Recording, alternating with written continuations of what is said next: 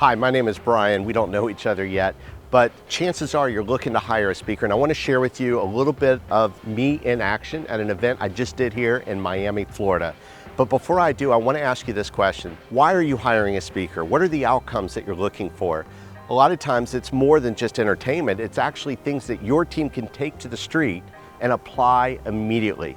But you got to understand that where you are right now in your career, in your relationships, mean everything. People go, I need work-life balance. It doesn't exist. It's work-life harmony. So what we do is create a program called a D3 strategy.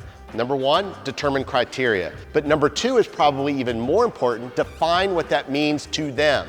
Because if I say, hey, let's go out for a quality meal tonight, everybody's gonna have a different definition of that. My wife would say vegan, I would say normal food. It's all relative, right? And by the way, defining the criteria and understanding the criteria, those are very left brain activities. The right brain activity, the emotional certainty, is diagnosing. If you were a physician and you prescribe medicine before diagnosing, that's malpractice. But yet we're doing it every day by telling them what we think they need. You see, we think we know, but we don't. Because we're biased based on our own experiences. Another important part of any talk, I believe, is adding humor and interaction with the crowd. Because when I can engage a crowd, they connect. And when they connect, they open their minds and they're willing to learn a process behind the story. And if we think about communication, it's also really interesting. So if we look, I'm gonna give you an example. What is your name, sir? Yeah. Oh boy. What is your name, sir?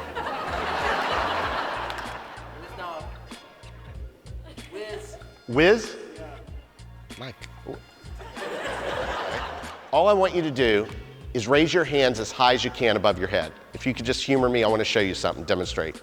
Right? I know it's silly, right? People are like, I didn't put deodorant on. Can you do a little higher? Just a little higher? Okay. Can you just one more inch? Somebody figure out a way. Oh, what? This guy stood up. Allison stood up. Wonderful. You guys stood up. Love your hair, sir. You're beautiful.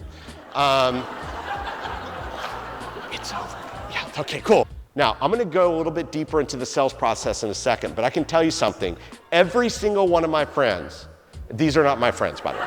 Every single one of my friends, you know, stories are probably the best way to share best practices and ideas because, well, stories are retold, facts are forgotten. And that's why I integrate every story into every talk I create.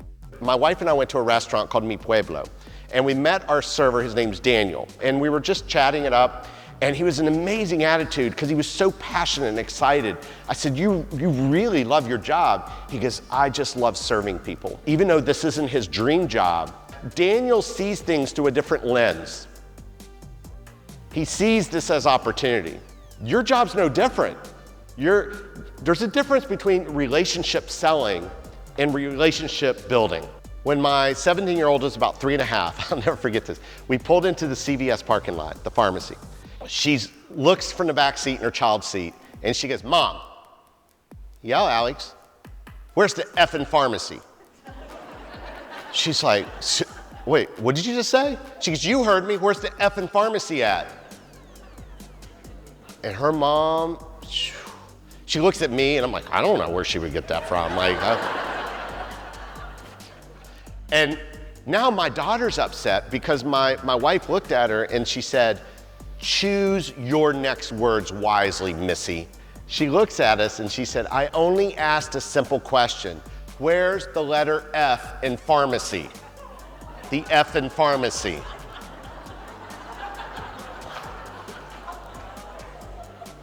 Here's the lesson you're gonna walk away from this week.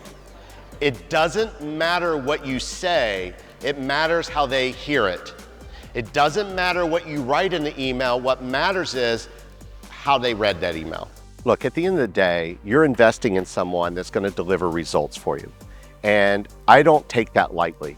That's why I customize every event, I customize every talk. I do that by interviewing attendees prior to the event, subject matter experts, and ensuring that my message aligns with the corporate message. And with that, you're gonna have something not only that you're proud of, but something people are gonna talk about for the rest of the year. Look forward to talking to you.